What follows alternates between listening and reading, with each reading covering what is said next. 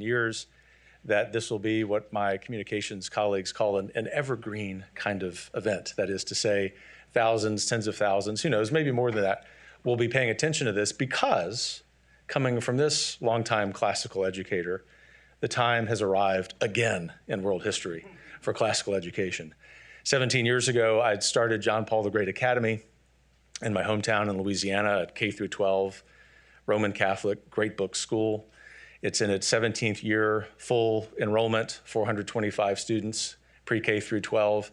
And also, after starting that, led another classical school, Wyoming Catholic College, which in addition to teaching horsemanship, also teaches our intellectual tradition as Americans and also tells the government to go pound sand, which is very much related to how classical education can preserve our American freedoms.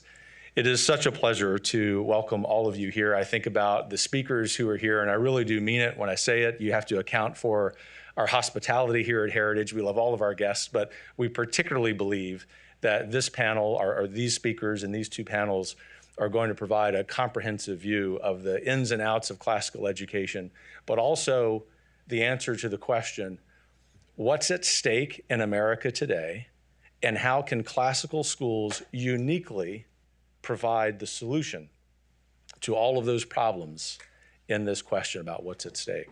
And ultimately, just with my heritage hat on, you know us well enough to know that our bread and butter is policy. Education policy led by my great friend, Dr. Lindsay Burke, and the best team in the business.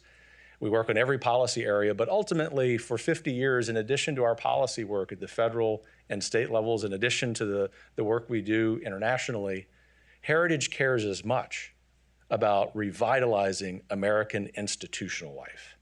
And at the heart of the best aspects of American institutional life, I believe, are classical schools of every faith tradition, of every kind, every size. And I just want you to know before I introduce our first speaker that every single time you in a classical school have a challenge, every single time you have an opportunity to grow, every single time you need a friend to stand shoulder to shoulder, every single time, count on the Heritage Foundation because we care that deeply about what you're doing. It is a real honor to introduce our first speaker, someone who is a great patriot, Lieutenant Commander Ali Ghaffari, retired of the U.S. Navy. Husband and father of 3 daughters and 2 foster children, Ali was born and raised as an atheist and then studied the classics, fittingly, to make his way into the Roman Catholic Church in 2004. He's a career naval officer flying a variety of naval aircraft. With his wife, Mary, started an independent K-8 classical liberal arts school in the Catholic tradition, Divine Mercy Academy in Maryland. In 2019, the school had 19 students enrolled. In 2022, it had 120.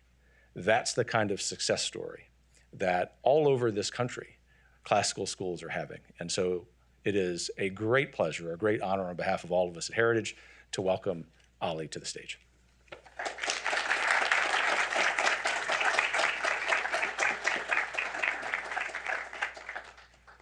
I'm still an absent-minded professor. All of the panelists, please come up as well. You're welcome as well.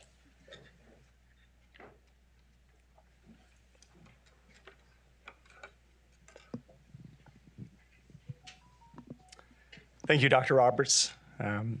My name is Ali Ghaffari, as he mentioned, and in 2018, we founded Divine Mercy Academy, a K-8 classical liberal arts school in the Catholic tradition in Pasadena, Maryland, my wife and I. And I'm really honored to be here with you, and particularly with this group of incredible individuals here who are foremost experts in classical education, school choice, and parental rights. I myself am not an educator. I've told others I have no business being in the education business other than I've been a student in many different types of educational settings. I'm a military officer. I've spent most of my time flying aircraft and some time at the Naval Academy teaching undergraduate level leadership and ethics, and then also consulting and doing leadership formation for faculty, staff, and coaches at the Naval Academy. But one of the things I learned in the military is you got to start off a brief with your military objectives. So I'm going to give you 3 things that we hope to accomplish today, and I hope that you take these away with you. The first objective that we want to achieve today is to educate families, teachers, and school administrators as well as our lawmakers, about the nature and roots of classical education and the benefits of this time-tested methodology for students and faculty. The second thing we want to do today, we want to inspire parents to take action. We want them to pull their children out of the public schools. We want them to enroll them in classical schools across the country. And we want them to engage with the administrators of their schools to bring in a classical curriculum. The third thing that we want to accomplish this, we want to encourage lawmakers at the federal and state levels to pursue legislation that supports school choice and parental rights so that American families can have the freedom to choose how they want to educate their children, the next generation of American citizens and patriots. Now, I want to start off with a little exercise for you, a classical exercise. And I'd ask you, if you feel comfortable, just to close your eyes. I'm going to give you a comparison of two different mission statements. And I want you to, in your mind, detect which one is a progressive educational mission statement, which one is a classical education statement. So go ahead and you can close your eyes now. And the first image I want you to bring to mind is that of your child and your vision and your hopes and dreams for your child, your children, for their education. Okay, here we go. Is the first one. The three most important ways that this education transforms students is 1, to develop a productive workforce. 2, to create an informed citizenry. And 3, to provide for social mobility. Okay, here's the second one. It is our mission to partner with parents in their role as primary educators to their children, to help their students flourish as disciples of Jesus Christ. Through a Catholic liberal arts education, we foster a love for truth, beauty, and goodness. Under the patronage of Our Lady, we aim to form saints and scholars to live freely and joyfully in accordance with the truth revealed by God through nature and the Catholic Church.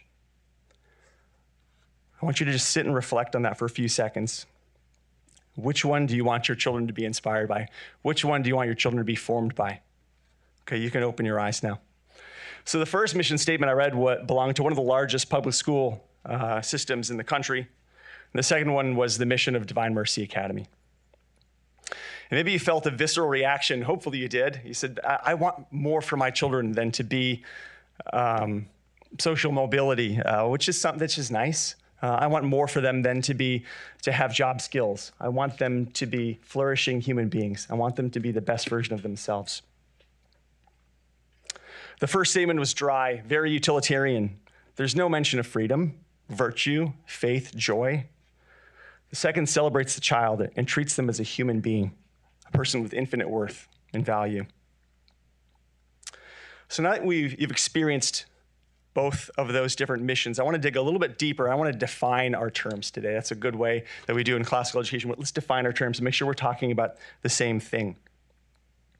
So the traditional educational model, and interestingly, I was on the internet today, earlier today, and I was looking at the terms, and they flipped it. And now what's considered the traditional educational model is actually the progressive model as you're doing searches on the internet. But the real traditional educational model, the model that's been in place for over 2,000 years, is the classical model. And that goes by different names depending on who you're talking to. We use classical as shorthand, but it goes by classical liberal arts education, classical education, a great books program, Catholic liberal education, or a liberal arts education. They're all talking about roughly the same thing. The aim of classical education is human flourishing. Classical, the term denotes the roots back in ancient Greece in the classics, Socrates, Plato, Aristotle, Homer. Plus the other great books, think King Arthur, Robin Hood, just good books that have established in the canon of great books across time and in space. Moreover, generally there's just a discussion of Latin or a learning of Latin, perhaps Greek if you're lucky. But the focus and the goal is to create the best possible human beings that you can, to incorporate virtue, to bring wisdom about in little human beings as they're growing up to become bigger human beings. And lastly, we want them to become critical thinkers. We want them to understand and then peer through all of the propaganda and the jargon and all of the nonsense that people whitewash either a weak argument or something that they want to push on someone else, all the sales pitch. We want them to be able to peer through that. I want to compare that with progressive education. So progressive education was popularized by John Dewey. He's not the originator of it, but here in America, he's considered the father of progressive education. And if you're unfamiliar with him, he was from Vermont and lived in the early 1900s. And his desire was to create a socialist revolution through our educational system. And so these are the things that he wanted to do with our educational system in order to achieve those goals. So first was, let's emphasize doing rather than learning these theoretical things about virtue. We want children to learn how to be servants to the state. There's less memorization. We want them to collaborate more with others on projects. We want them to be educated for social responsibility instead of for God. We want to select our subject content based upon skill sets that are needed by the state and society. We want to separate children from their parents to diminish the parental influence on their children in order to indoctrinate them, because we believe that the state is a better parent to children than parents are. We want to cut off history and the roots in Western civilization so that they are separated from that. We want to eliminate God from the formation of children. And we want to form these children to be servants of the state and cogs in the socialist or communist economy. So there's a very different end in mind for these two different types of educational models. And the thing is, we've all, for the most part in this room, have been educated in this second form educational model. And so we don't know any different. It just makes sense to us that I would go to college in order to get a good job. And then I would live the American dream and I would have social mobility. But that is not the purpose of education, and it has not been the purpose of education for 2,000 years. That's a recent phenomena that we're all steeped in at this point in time. Now, my own educational background, I went to public schools growing up. I went to one of the top private high schools in the country. And then I went to one of the top elite private colleges, undergrad schools. And then finally, I went to a Catholic seminary for my postgraduate work. So I've been steeped in all of this progressive education myself. And I could pass tests with the best of them. It's just tell me what I need to know on the test. I'll memorize, regurgitate, move on, get my A, and then not have learned a thing in the class that I was taking.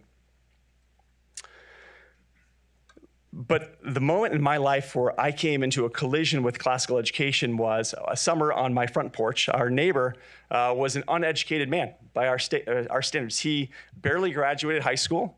And he and I got into a discussion. And what I didn't know was that he had been reading Aristotle and Plato and St. Thomas Aquinas for the last 2 years. And I had no prayer in this conversation, this debate with him. And this debate went on over the next 8 or 10 months. And I found very quickly that what I thought, I prided myself on being a very highly educated man. What I thought was education was nothing. I didn't know anything. And the true education was in the classics. And he showed that to me. And when we were done wrangling for the next 8 months, I said, please teach me. Show me what I need to learn. And we started with Socrates and Plato and Aristotle. We worked our way up through the Western canon. And I still can't say I'm as educated as I want to be, but I'm getting there. And I feel like I can think critically and see clearly more so, far more so than I ever could before. As a father now of 3 amazing daughters and foster father, my wife and I care very much about the education of our children. We don't want them to have the same deficiency in education that we had as well. We want them to become saints, to learn virtue, to be wise, and to be scholars at the same time. And now as a military family, we've been to, all across the country, we've seen schools all over. So we've seen the public schools, Catholic schools, private schools. And we've always been frustrated that we couldn't quite get the type of education that we dreamed for our children. And so that led us to starting our own school, Divine Mercy Academy. But as we look around, we live in very strange times. Our schools are more interested in indoctrinating our kids, telling them what to think as opposed to how to think.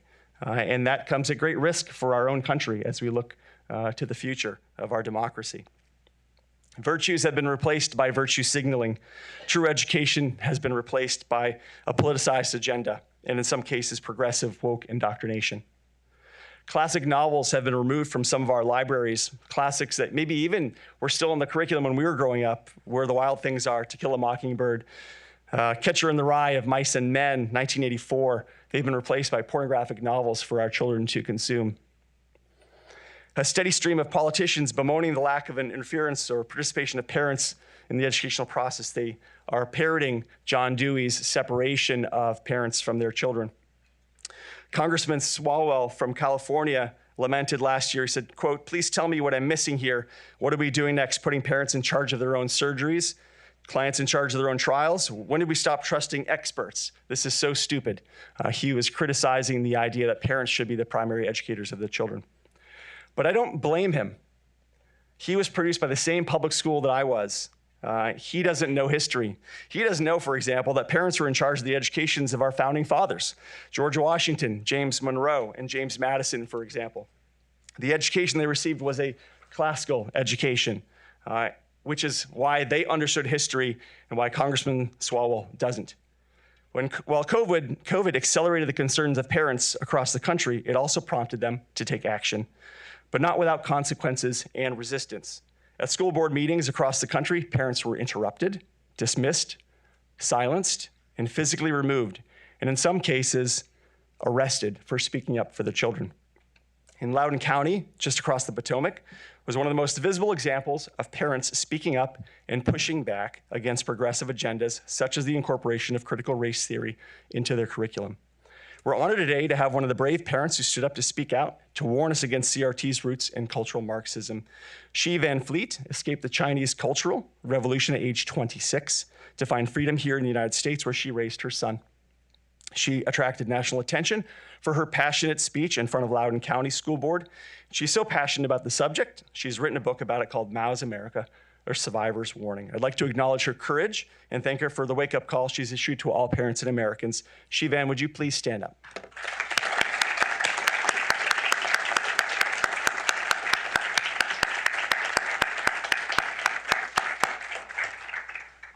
Classical education is the antithesis of this wave of progressive, socialist-leaning policies that we're seeing in our schools today. Its hallmarks are the pursuit of truth, beauty, and goodness. Were it not for a chance encounter 18 years ago with an uneducated man, I would never have been educated myself. And were it not for a book I picked out because I was bored to listen to in a long drive across the country with my family, I would never have found out about classical education. And if our schools, both public and private, had remained faithful to our original educational model, classical education, and not had gone far astray, I would not have spent my adult years starting a classical school for my own kids, Divine Mercy Academy. So last spring, Divine Mercy Academy reached out to the Heritage Foundation to see if we could find ways to help parents across the country to discover the beauty and positive impact of classical education and to inspire them to pursue this powerful educational methodology for their children, to ensure the next generation of Americans are critical thinkers of strong moral character and will understand the gift of our Constitution, cherish our American freedoms, and cut through all the noise and dangerous detractors who try to undermine it. I want to thank again Dr. Kevin Roberts, the entire Heritage team, and our friend Tim Chapman for welcoming our idea and generously giving this powerful platform to share this morning's discussion with all of you. And with that, I'd like to introduce our first speaker, Dr. Robert Jackson. Dr. Robert Jackson is a husband and father of 5. And for 25 years, Dr. Jackson served to advance liberal education through teaching, scholarship, and administrative activities. His career began in higher education as a professor of English and education at the King's College in New York, preparing future teachers to revitalize the classical model of K-12 education. Then Robert went to work later as the founder of the Institute for Classical Education. And recently, Dr. Jackson founded and leads Classical Commons, a national network of K-12 schools, institutions of higher education, and supporting stakeholders to promote classical, liberal arts education in local communities across the country. All right, Dr. Robert Jackson, I'm often surprised when parents come to our school and attend one of our open house events and ask me, what is this new thing, this classical education? Can you give us some historical background on the roots of classical education and how it involved to cultivate both wisdom and virtue? Yes, thank you very much, Shelley. It's great to be with you this morning, and it is a delight to be able to spend a little bit of time giving some definition, providing some clarity, hopefully, with these illustrious gentlemen here to my right and left, around the nature of classical, because it begins in the mists of history. We have in our possession great stories, epics, that begin a story that really does convey to us principles of nobility and virtue. Beginning with Homer and the Iliad, and a tale of a drama, really, of great conflict and warfare. The Rage of Achilles is how Homer opens up. And I mention this poem because of how important Homer was as the founder, as the schoolmaster. Plato referred to him, the schoolmaster of Greece, chiefly because he was recounting for his audience in an oral form, a very vital form, what was at stake, why it was that mankind's challenge was constant. The conflicts, right, that we face are ever present. And the desire to try to construct a civilization amid those conflicts is an ongoing battle.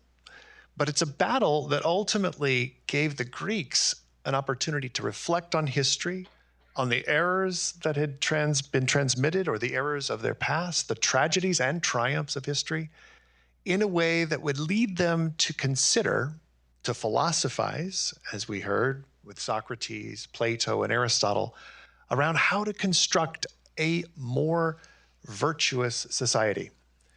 The desire of the Greeks to produce a polis, a city-state where justice, where truth, where the notion of beauty could be pursued as a people, was drawn from that poetic history that Homer handed them. And from that, they began to question the nature and to deliberate, to philosophize over the nature of a just society. It is the Greeks, both their epic poems and their political philosophy, their ideas and their imagination, that inspires classical education. In large measure because from the Greeks was born a Roman civilization, which began to take seriously the ideas and those epic notions of a history and a tradition, and instantiate them, to build them into something that would last. And if we fast forward down to the American founding, our founders, all of whom would have read classic texts in the original languages, they styled themselves as Romans as much as anything, because they were trying to construct a republic. That is to say, a democratic republic that would represent the people, but would also represent the highest aspirations of a nation. Those founders, though they were not dressed in Roman togas, were certainly trying to transmit a tradition that had been handed down to them. And they did so in the ideals that ultimately came across in our Declaration and in the Constitution. As such, I think it's important for us, as we're describing classical education, to say it does draw upon antiquity, but there is a long-standing journey through Christianity and Christendom's stamp upon the pagans, through the medieval period, as we learn to take seriously how texts are transmitted generation after generation, through the Renaissance and the beginnings of modernity, to understand that ideas continue to develop or flourish under the influence of a tradition that is living. And so classical means that we have 2,500 years worth of experience thinking about what it means to be human, what it means to be virtuous, and how we might order our society toward the common good. And so we look back historically, largely so that we can be prepared to face our present moment. Its conflicts, some of the tragic features of our nature, but also the potential for us to be truly excellent. Classical education thus is dependent upon a historical tradition handed down, but one that has to remain vital and living in our moment. Awesome. Thank you, Dr. Roberts. I want to turn now to Father Sirico. Father Sirico is the spiritual father to hundreds of children across the country. He is the president emeritus and co-founder of the Acton Institute for the Study of Religion in Liberty, pastor emeritus of Sacred Heart of Jesus Parish in Grand Rapids, Michigan, and president and founder of the St. John Henry Newman Institute for Catholic Classical Education and Reverent Liturgy. Now, Father Sirico, you come from a world of economics and politics, and then you were plopped into this little school that was failing, and what you were told essentially to close it, or they didn't care what you did to it. And so there you came face to face with classical education in a practical sense. Can you talk to us about your experience there? Well, thank you, Ali. It's good to be at the Heritage Foundation and to be participating in this discussion. I have always been involved in pastoral ministry, even though I'm the co-founder of the Acton Institute, a kind of sister institute to the Heritage Foundation and many others, where my concerns were bringing together virtue and freedom and virtue. I've always been involved with hearing confessions and going to people's homes and ministering to the sick and the dying, working with AIDS patients and the like. And when now about 12 years ago, I was assigned by my bishop to take over this failing parish. It was slotted for amalgamation into other parishes, as so many across the country are. We had a school. Now, I had never had a school as a priest, never particularly wanted one, never had any professional background in education. And it was the last standing school on the west side of Grand Rapids, Michigan. I would call it an inner city school. In Grand Rapids, they would call it an inner city school, but I'm from Brooklyn, New York, and this is not inner city by that standard. Largely Polish area, working class folks. And when I took over, there were 69 students in the school, and they went to Mass one day a week. And I attended one of their talent events and was appalled at the kind of music that these kids, and the way some of the kids dressed, and the kind of inattentiveness at Mass I saw. So I thought, well, what do we do here? Well, we had a lot of things to do in that parish, but with regard to the education, I said, what we need to do is refound this school. And one of the greatest gifts we had was there was nobody who was willing to fight to keep the school going. People had given up on the school. Even the people who were in the school had largely given. They were expecting the school to close. So when you don't have anything to fight over, you can really begin anew. This is one of my bits of advice. Find dying schools. You're going to have an easier time transitioning them to this model. And I knew the classics simply because of my seminary training and my own heritage as an Italian American, and of course because of my reading in economics and the classical liberal tradition. But I'd never worked in education, so I thought, well, what do we do here? So I surveyed the land to see what we had in the school and in the parish, which was also a dying parish. And it was a great surprise that we had some business people in the school, some people who had taught in classical education, and I just began working with it. My first decision with the 69 students is that and it was the easiest decision, they would go to Mass every day. We did that when we were kids, so we invited them to come every day. There was some resistance on the part of the people in the parish. Now all these kids are invading this lazy little morning Mass with 20 older people, and the kids come in, and of course and we begin to transform it. One of the first things I did was began just chanting the Our Father in Latin. And the kids didn't know this, but day after day, as kids do, they began to pick it up. Then I found, after a little while, this fellow who had started classical, came from Hillsdale and had worked in classical education. He said, I haven't been involved in the parish, but I'm interested in this thing. I said, well, fine, you got it. And there was a young man in the parish who I had known, had been a kind of spiritual director for, who was a businessman, finance man. He had gone to seminary for a year, and when they announced that I was going to be pastor, he nudged his wife. He said, this is going to be fun. And I said, Eric, I said, you need to unravel the mystery of the finances of this parish, because I don't know whether we're coming or going. And slowly, business people, parents in the school, and there was a whole chunk of homeschoolers in this parish because this parish had the traditional Mass for more than 30 years. So the traditional Latin Mass existed, but existed almost as a separate parish from the rest of the parish. And we began talking with those parents who were homeschooling their children. And slowly, I got somebody to donate uniforms for all the school, including the teachers, so as to mute any debate about wearing uniforms. Daily Mass. And pretty soon, the momentum began to pick up. Others came. We found teachers from Hillsdale College who wanted to work in this kind of environment. And through the generosity of many donors, and of course the generosity of families who have to pay twice in this country for their children's education, this began to form a culture. From that day, in 2012, 2013, to this day, there are now 400 students in that parish, in that school.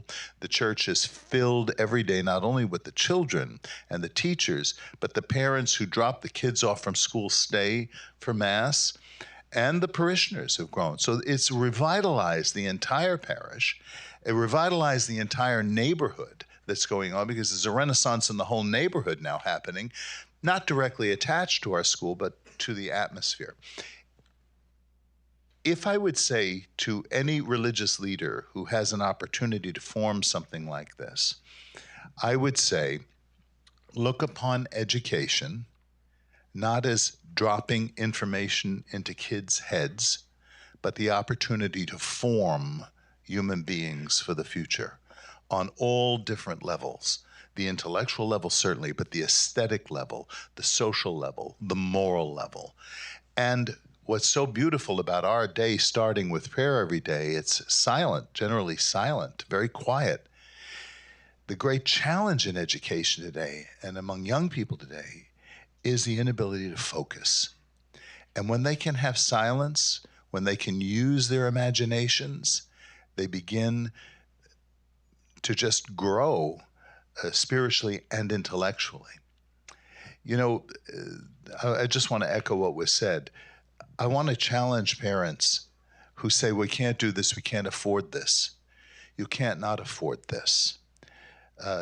Give up the extra car. Give up the vacation. Seriously consider finding a place in a group of parents, especially homeschooling parents, which is a great place to begin, to form communities like this. What this is an endeavor, an adventure in the formation of a culture. And the culture reinforces itself. We see that in our present culture today. When we look around us, this is a major catastrophe. When people don't know who they are, they don't know what they are, they can't reason themselves out of a brown paper bag, even if they wanted to reason themselves out of a brown paper bag.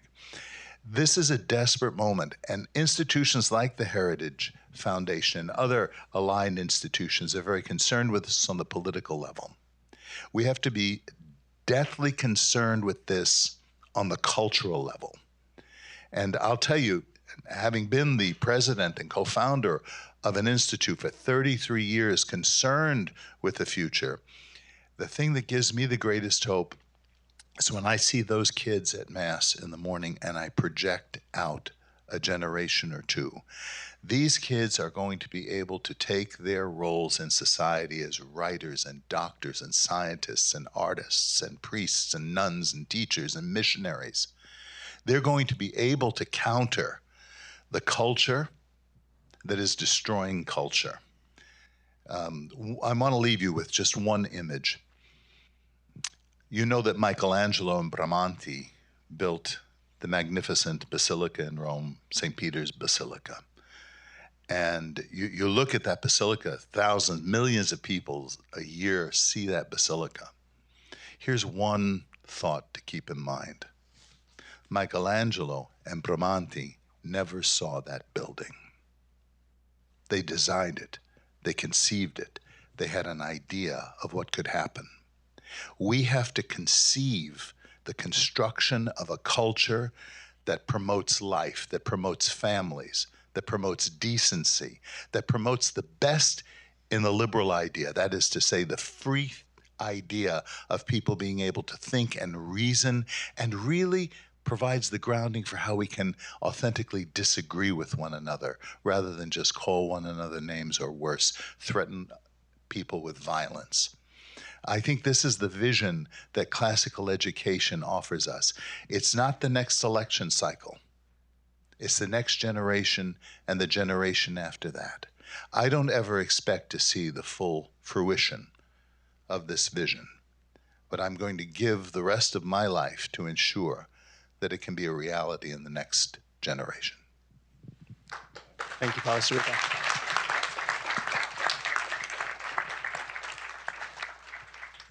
Thank you, Father. Next, I'd like to introduce Dave Goodwin. Is a father and husband of three. I'm sorry, husband and father of three.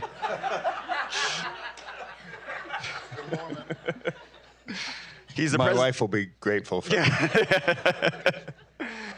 He's the president of the Association of Classical Christian Schools and the managing director of the Classical Difference magazine.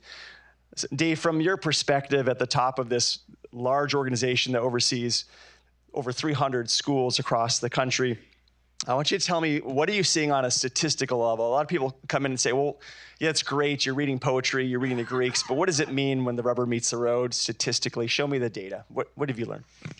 Well, thank you, Ali. It's great to be here. Our association has been around for about 30 years, and so we actually have alumni who've graduated. And over the course of that time, we have had the occasion to measure things like test scores. And when we put those out, people are always impressed. They're a little skeptical at first, but you walk through a classical Christian school and you can see why the test scores are high. A few years ago, we had a school approach us because one of the philanthropists that was helping them out said, I'm not impressed with test scores. I want to know how these kids do in life. And so this was a challenge to us to try and answer that question. What does life look like? Because that's what we're promising in the classical Christian world. That's at least the promise we're aspiring to, is that we teach these students how to live the good life. So we partnered with the University of Notre Dame and a researcher there in the sociology department to do what we've since called the Good Soil Study. We surveyed the university had already done a pretty massive study. I think it was like 80 pages of questionnaire of alumni, about 23 to 44 years old, so right in that sweet spot of life where everything's happening. And they had surveyed 5 different types of schools: public school graduates, preparatory school graduates. So these would be similar to, I think you attended Phillips Academy, Andover. Yeah, Phillips Andover. Those types of schools. Catholic schools, homeschools, and evangelical Christian schools. And so we went ahead and tagged on our alumni base to the end of that. They took a randomized sample and did all the statistical stuff.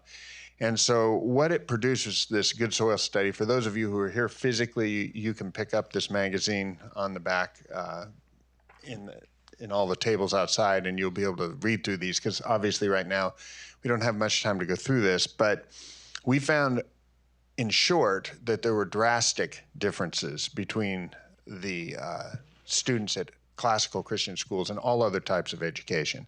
In fact, it surprised the research team at Notre Dame to the point that they double-checked their numbers, and we're looking to see how this was the case. We measured, obviously, college and career was one piece, but we also measured life outlook, the Christian commitment that they had. In other words, are they still attending church? Are they reading their Bible? Their Christian life, are they living Christianly? Are they traditional and conservative in their beliefs? And we found a couple of other things in the survey we didn't expect to find that tied to the independence of their thinking. How independent were they of the culture, and then their influence on the culture. So those 7 areas are what we measured. And I can't go through it all right now, but I'll just touch on a few of these. So one of the questions, for example, these were attitudinal, some were life outcomes, various things. One of the questions was, do you agree or disagree with I have so much in life to be thankful for? So it was a gratefulness question. The ACCS, or our alumni, were far and away the highest, 79% agreed with that statement. I feel helpless dealing with life problems. Almost no graduates of the ACCS said that. So you can find these statistics outside. 89% of them had close friends that they met with frequently, which was way above the other graduates. 90% were still attending church, and they were 6 times more likely to read their Bibles on a daily basis than the median of all the other forms. I'll just grab a couple of more here. So they had a strong independence of mind, which kind of surprised us a little bit. And this came by correlating multiple attitudinal questions on the test. One of them, for example, was that oddly, we were surprised by this, that they were the highest group of all these groups. So you think about the secular schools, the preparatory schools, they knew more LGBT people personally than any of the other groups. Yet they were the least likely to say that gay marriage was okay. So even though they knew people and had friends who were gay, they did not buy into the idea that gay marriage is okay. So you can see what happened in the survey if you pick it up. It's also available online. You can get it at the classicaldifference.org or classicaldifference.com, either one. So anyway, after we did the survey, it was just briefly after that I ended up working on Battle for the American Mind with Pete Hegseth of Fox News. And I just wanted to throw in there, one of the things that he came to me with originally, how we got connected, was he was asking, how do we, educate patriots? And I had to answer something he didn't really expect, which is why he started asking more questions, which is that's what the progressives do. They try and teach kids what they are supposed to believe and what they're supposed to know. Classical Christian education trains citizens who can think for themselves and who are good, virtuous citizens. And so that is what started the book. It became a New York Times bestseller, but that's how we found, classical education was serving the country. Awesome. Thank you, Dave. All right, our last panelist here is Mike Ortner, who is the married father of 6, co-founder of Capterra, the largest online marketplace for business software, and awarded as one of the Washington Business Journal's best places to work in Incorporated Magazine's fastest growing companies in America before selling it and devoting his life to classical education. Now, Mike, you're a business owner, a tech company owner, and if I'm sitting in the audience, I'm wondering, this is fine and great. My kids can read Plato and Aristotle. They can have highfalutin debates with others. But does this really translate to being effective in a job and in a career in their lives? And what's your perspective on that? Thanks, Ellie. I guess I'm an outlier here up here, kind of like you. So I came into this. So let's back up. When I think back to when I was 20, 22 years old, I thought I was well educated. I went to public school through 12th grade. I'm from near Philly. It was a well-ranked public school in the suburbs of Philly. AP classes, all of that. Some of our top classmates went to top elite universities. And I was very defensive of the fact that I went to public school when I went to Georgetown. And if you had asked me when I was 20, 22, 24, I would have said, well, sure, I felt I felt like that I was. And however, I did have a bit of an awakening. So when I was about 24 and realized, oh my gosh, I had gone the previous 15 years, as I would describe it, school had absolutely crushed any sense of wonder that I had. I learned I got great grades, did great on tests, did all of that, but I truly did not know how to think. I was the guy who thought he could get his way out of the brown paper bag, but I really couldn't. And fortunately, I had downtime in my mid-20s. I had during slower parts of my career, and I started reading again. And to make a long story short, I eventually stumbled upon Plato's Dialogues. And so here I had gone through college, high school and college, and had never read any of Plato's Dialogues in their entirety. I think I read like maybe 2 pages of one in my philosophy class in college. Never read Aristotle's Ethics, had never read any of these. And so I had slowly come into this from my own personal intellectual journey. And then when my wife and I were researching, my wife was researching curriculum. We were going to homeschool our kids. She was researching these different curriculums, and she kept coming across these classical curriculums, and she wanted me to look at them to help her decide which one to go with. And as I looked at these different curricula, I just completely took a step back and realized, oh my gosh, this is what we could have had. This is absolutely what we should have had to prepare me for the greater intellectual journey that would blossom in our teens and 20s. And this would be the best preparation and formation for our children. So that was sort of our foray and how we discovered it. And then I'll fast forward. So I was running, I started this tech company when I was 26, and I ran it for 18 years. And about halfway into it, I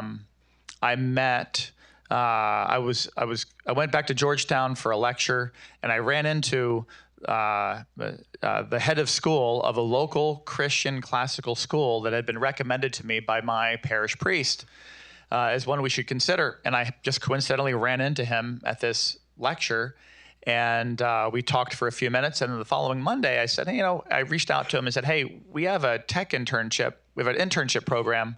And if you have any students there, I've heard great things about your students, so I'd love to see how they would do at our tech company. Feel free to have them reach out to me. And so he did. And lo and behold, about a week later, I got outreach from two teenagers. Well, first one, I didn't even know at the time he was only 15 years old. And then his brother followed suit. So we had 2 kids that applied. And so that summer we had 6 interns. We had 6 interns before them. We had already had our intern class. We had 6 kids signed up for it. And we had an intern director, and he was in charge of recruiting all of these kids. And they were all college students in their early 20s that were going to top local DC area colleges like William and Mary and Georgetown and UVA, et cetera. And they were all either studying computer science, tech, or business. And they were all the top students and whatnot. He was very excited for the class. And I said, hey, do you mind taking on these 2 high school kids who have none of that background? And twisted his arm a little bit, and so he took them on. So anyway, we're a month into the summer, and I get a late night email from Danny. And Danny was my intern director. And he said, Mike, where on the world did you find these 2 kids? And I said, quick email back. It's midnight. Is everything okay? And he just, I should dig up this email. I should have, I'll forward it to the group or something later. But basically, these 2 kids are amazing. So they were younger, less experienced, didn't have any of the professional training or anything that the other kids had. And they were just doing they were our best interns. They were doing an amazing job. And, it was pretty amazing to see. And I remember putting one of them to the test, the younger one, later in the summer. I was working on some project that I found myself working on that I knew I shouldn't have been working on. So I gave it to him, and I knew it would have taken me easily a day and a half to do if I did it. And the kid turns it around in a couple hours on a Monday morning, and I'm left feeling very humbling experience.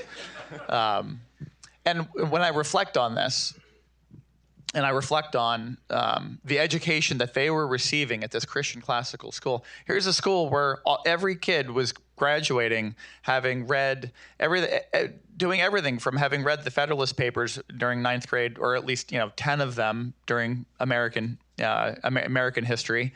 I read none of them until I became interested in them later on. From the Federalist Papers to Shakespeare to they all read, Odyssey and Iliad and Odyssey. Later on, they read 5 or 6 of Plato's dialogues. They read Aristotle's Ethics and Politics. They read Dante. They read, Brothers Karamazov. All of these classics. They all took Latin. They all learned to compose music. They all learned to sing, to play music. They learned to draw, to paint. They all get through quantum mechanics and relativity and physics. They all get through multivariable calculus and linear algebra and advanced math, things that most of us, I was a good student in high school. I got through BC Calc. We touched on multivariable calc at the end. I didn't do any of this other stuff. I didn't touch on it in college. But all of them are getting this in high school. So literally we were hiring, and from then on, we only hired interns from this school. And every summer, our full-time employees were looking forward to who are these characters who are going to come in this year. So it really made me, Ali, I love the fact that you defined the terms and mentioned the fact that there's different names for this classical education, liberal education, et cetera. And to me, the dream would be, I would love for this movement to eventually, and I think it could eventually become this, it's just education. This is authentic. This is human formation, is what it should be. All of this. We were all robbed. We were robbed because we were too focused on getting the great grades and a test-driven culture and taking the AP courses that don't promote great, genuine understanding of the topic and a love for the topic to go deeper and deeper into it. And we were robbed. So instead, we were trained. And in some ways we were indoctrinated. And so if we could make that, to me, that's part of the dream, is how do we replace what we have today and have a return to what is generally known as simply education. So, thank you. Thank you, Mike.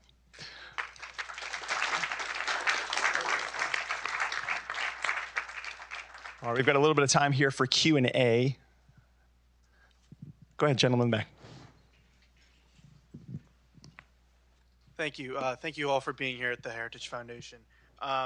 So I had a question about the culture versus classical education and the clash between those. Growing up, I was able to have the opportunity to attend from 7th to 8th grade a school modeled after Hillsdale College, the Classical Academy of Sarasota in Florida. Had 50 kids in 2 years in the making, and then now I think it has 5 years later, about 1,000 kids, and they are still full to the brim of all of these parents just wanting to join this school and have their kid experience classical education. So I think it's a great change, especially in the suburbs of Florida, to see that, especially as I go through my undergrad.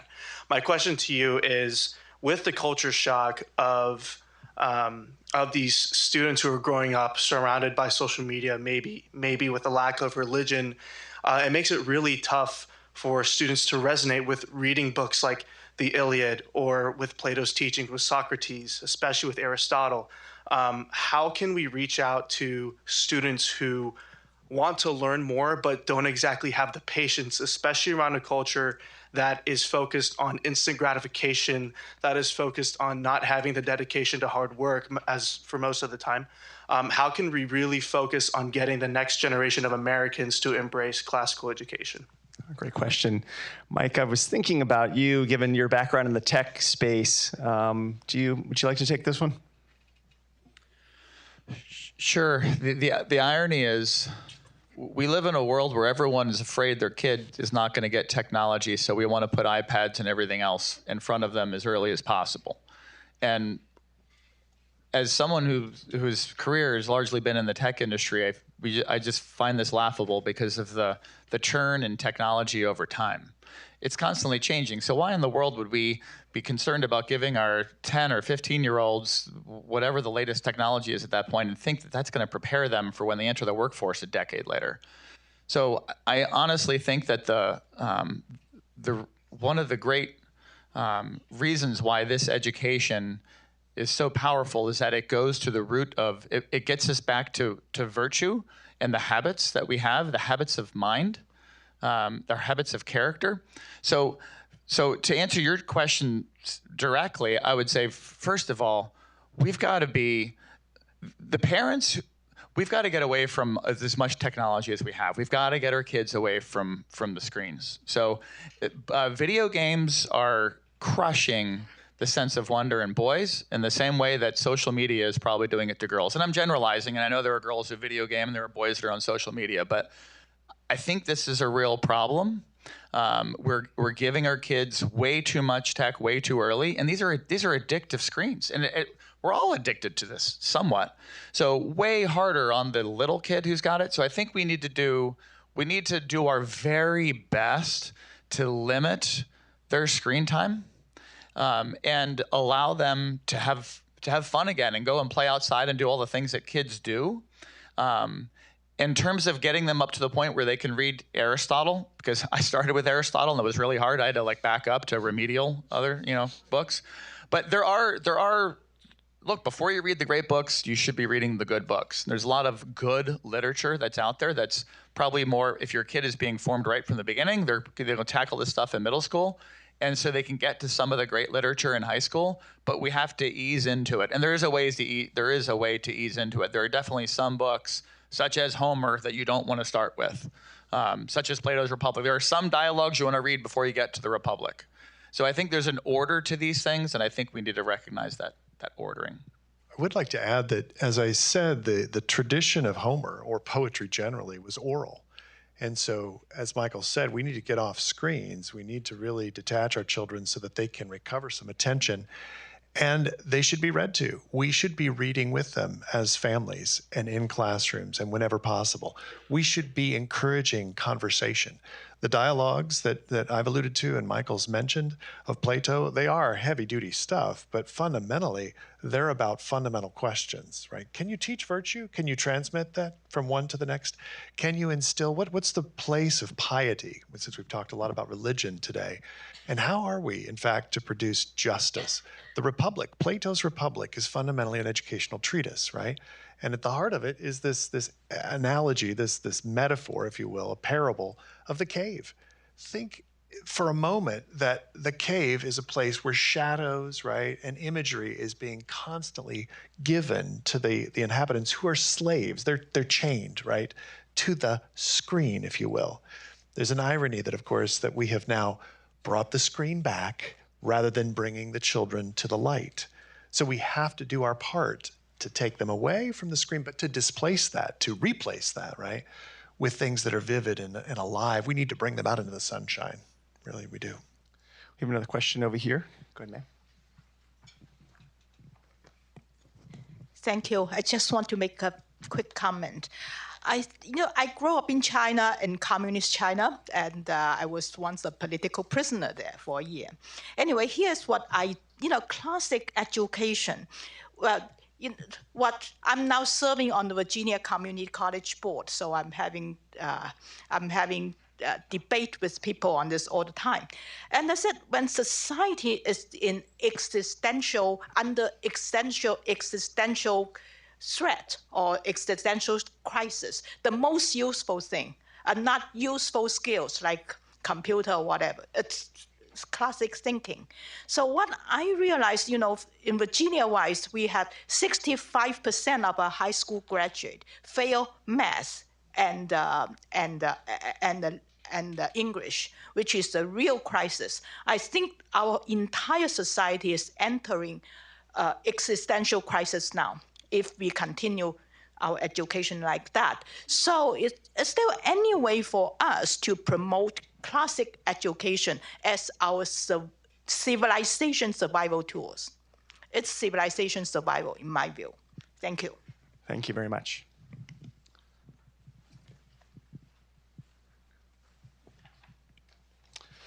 All right, with that, we are out of time. We need to switch over to our second panel.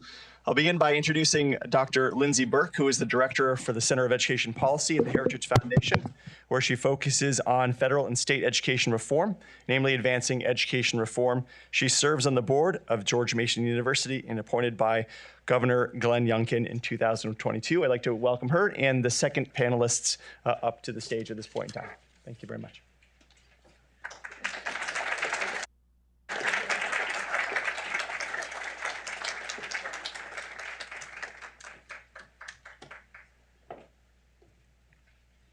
Great. Well, thank you. And let's give another round of applause to the first panel. That was fantastic.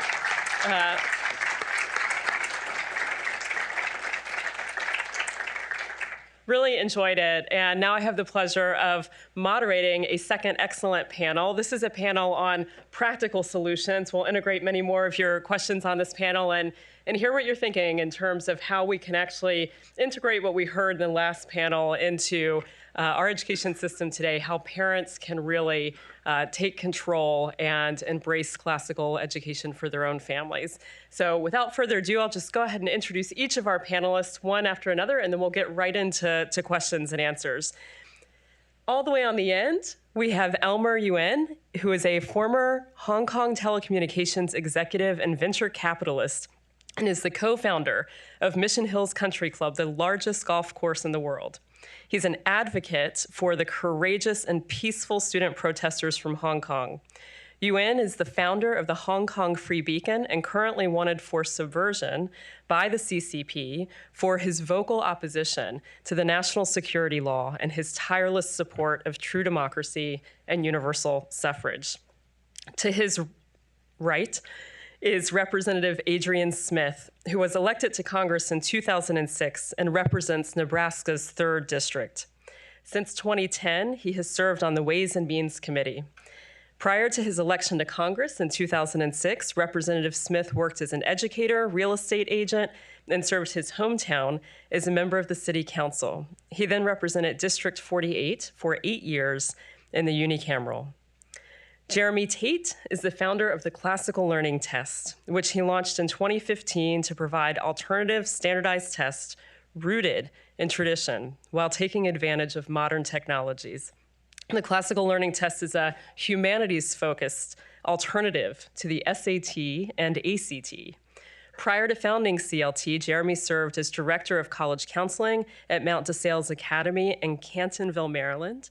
He received his Bachelor of Science in Secondary Education from Louisiana State University and a Master's in Religious Studies from Reformed Theological Seminary. And finally, we have Rachel Kalm, who is a visiting fellow in the Heritage Foundation's Simon Center for American Studies and a visiting fellow in our Center for Education Policy at the Heritage Foundation. She writes extensively on classical education, covering topics ranging from classical education's remedy for America's loneliness epidemic to its preparation for an education in leisure. She holds her Ph.D. in political science from Baylor University. Please join me in welcoming our panelists.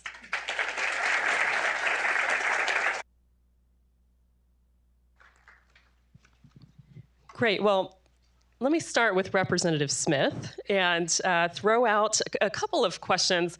We'll start first. You know, there has been a real groundswell in the movement for parental rights, parental empowerment over the past few years in particular. What do you think, especially after everything we just heard on the prior panel, what do you think is driving that momentum right now?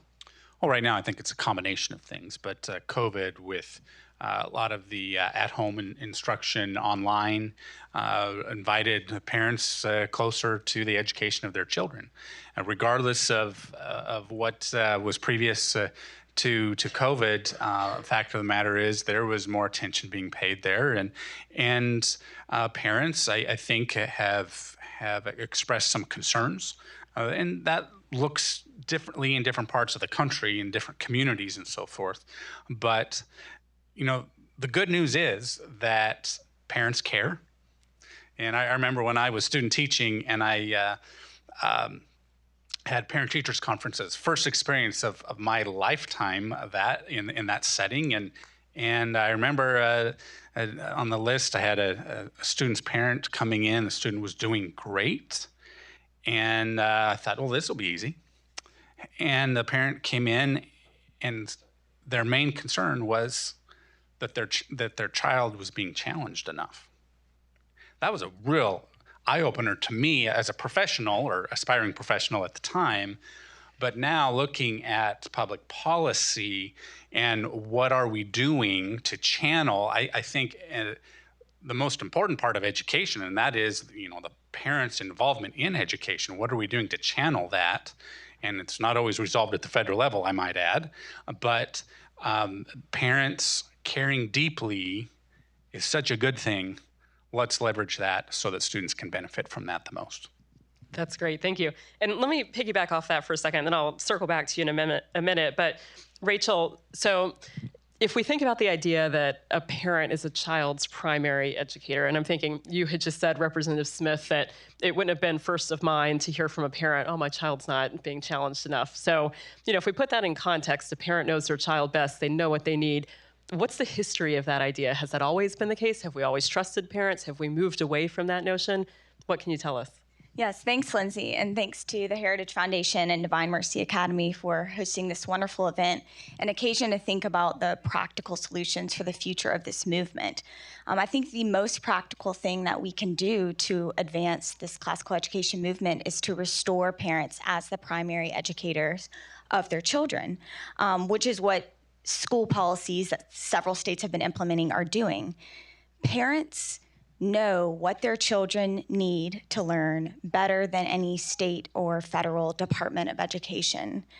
And that's because education is not about a matter of programming machines, but a matter of shaping souls, which begins in the home and in the family. And this is a classical principle. This is a classical principle with roots in the ancient worlds of Jerusalem and Athens. Moses tells the Israelites to teach the decrees and statutes of the Lord. When he does this, he doesn't tell a group of Israelite teachers to teach these to their students. He tells Israelite parents to pass these down to your children and your children's children. And that's because to educate a child requires knowing that particular soul, which is to say that it requires love. And this is why in Aristotle's Nicomachean Ethics, he calls parents the cause of their child's rearing and education, because parents have that firsthand knowledge and love. So this is a classical principle, but it's also a principle with American roots. The first American law concerning education, passed in Massachusetts Bay Colony in 1642, had nothing to do with formal schooling. It recognized parents as the primary educators of their children and obligated them to give their children that basic literacy needed to understand the principles of religion. We see this in the founding generation 100 years later. A couple of my favorite letters are between John Adams and John Quincy Adams in 1780. When John Quincy Adams was a 12-year-old schoolboy in France, he writes to his father, "What should I be focusing on? Which subject should I be focusing on?" And John Adams wrote back with this detailed curriculum, directing him to direct his principal attention to the Greek and Latin tongues before turning to the more useful sciences. So we have this in our DNA, in our human nature. This principle is embedded in our human nature and in our American history, that parents know best, and that when you give them recognize that freedom, classical education will flourish. That's great. And the Massachusetts law has a fun name, the Old Deluder-Satan Act. So just in case anybody wants to look it up. But thank you. That's great. Well, Mr. Yuen, let me turn to you for a second. I could imagine that everything we've heard on the prior panel and just now is a little bit different than what one might be taught in China in the education system today. Can you talk a little bit about that? Maybe compare and contrast for us? China is dramatically different. And we should not only talk about China, really should look at Japan, Korea, Taiwan, Hong Kong, and Singapore. And we have classical education too, for maybe over 3,000 years. And 2,000 years ago, we have gurus like Confucius And I'm sure you've heard of Sun Tzu, the guy wrote the book of The Art of War. And there are about 100 of them in different fields, really very well educated. And my father, for instance, they still went through classical education. There's no school. At that time, they have tutors, right? And family tutors. And maybe about 10 kids would sit around and they get educated. And based on those 100 so-called masters, we learn from their books. And that's the old way. Until, of course, the Chinese Revolution, the dynasty got, it's about 1911. Then China go into the school system. We used to have imperial exams. Now we've got a school system like here, primary school, high school, and universities. So we only had had this Western education maybe like 100 years. But the most unfortunate thing is the communists came in 1949. And they have different objectives. I left, my last visit to Beijing was exactly 4 years ago.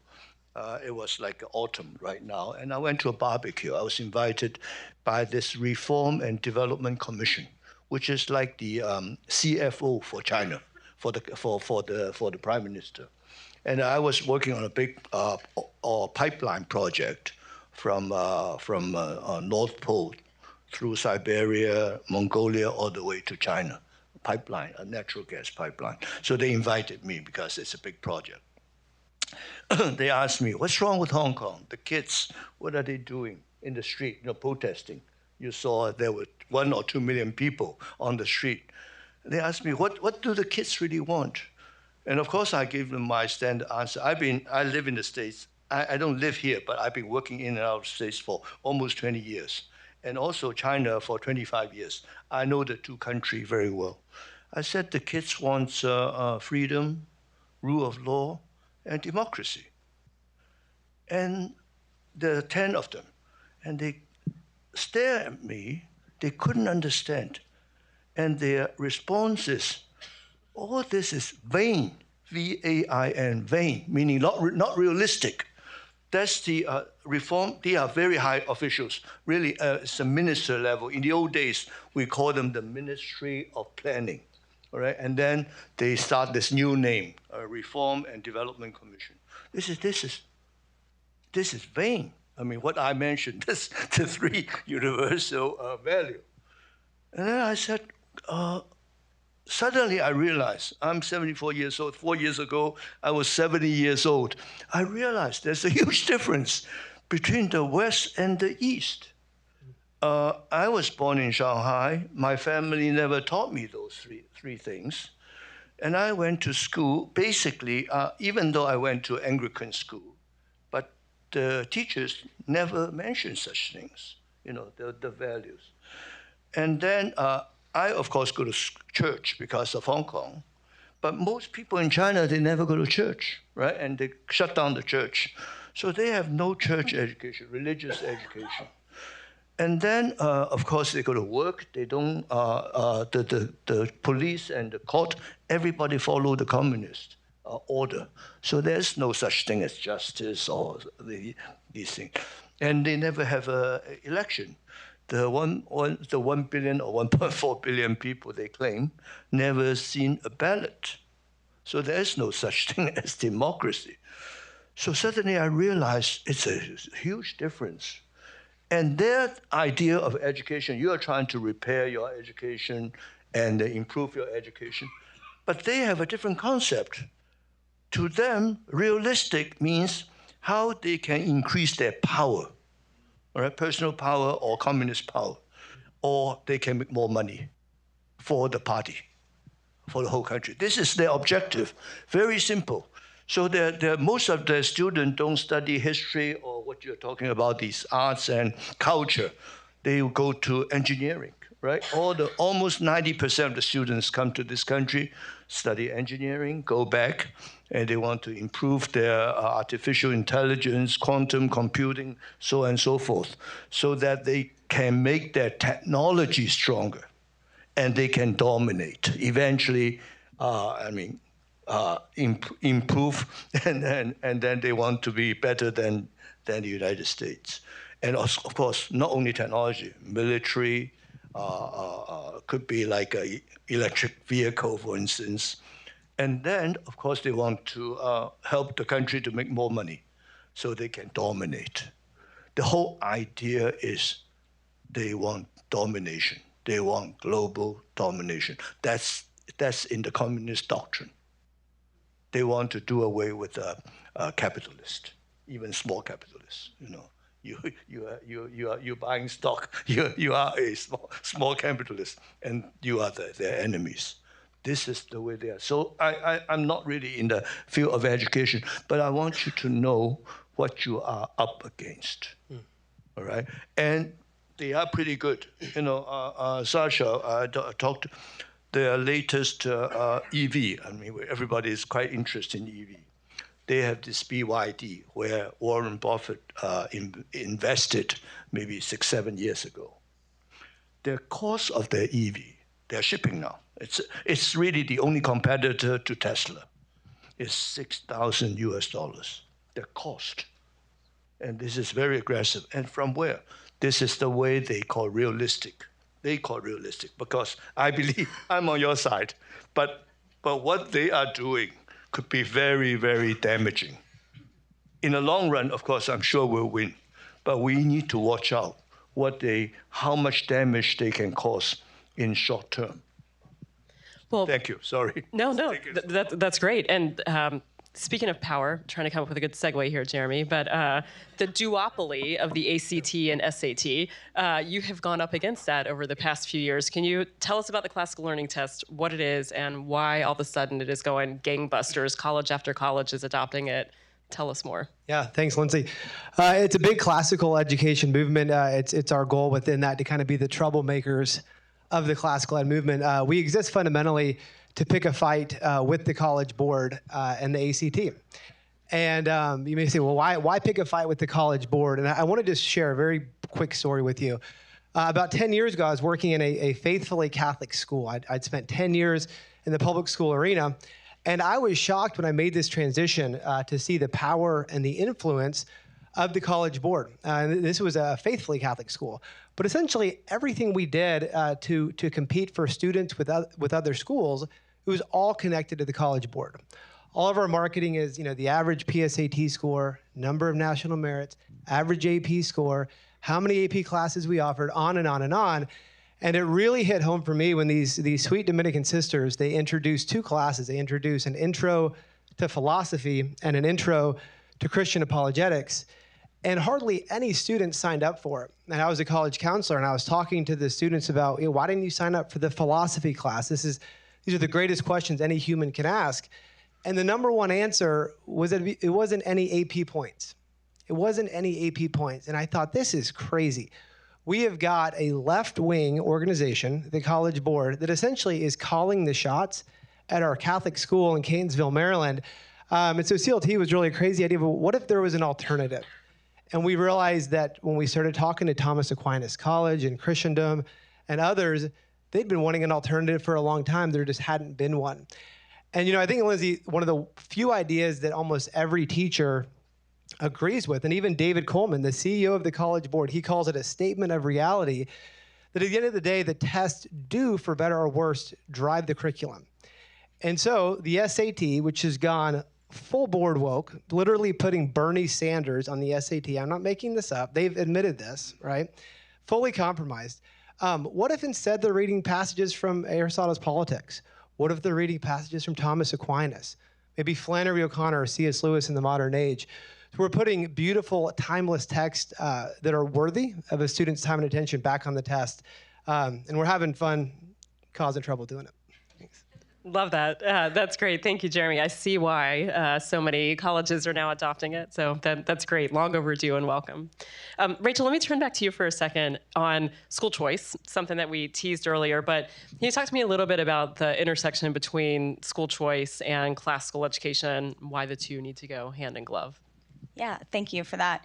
So school choice programs, as you know well, can vary from take different forms. So there are traditional voucher programs, there are tax credit, scholarship policies, there are education savings accounts, which is a mechanism that allows parents to access a private account in which the state has deposited a portion of the funding it would spend on a typical K through 12 student in a district school into that account.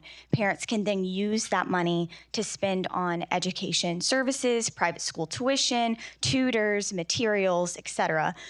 So what all of these different forms of school choice policies and programs do is they return the direction of a child's education to the parents and really re-empower them with that natural freedom, that natural right.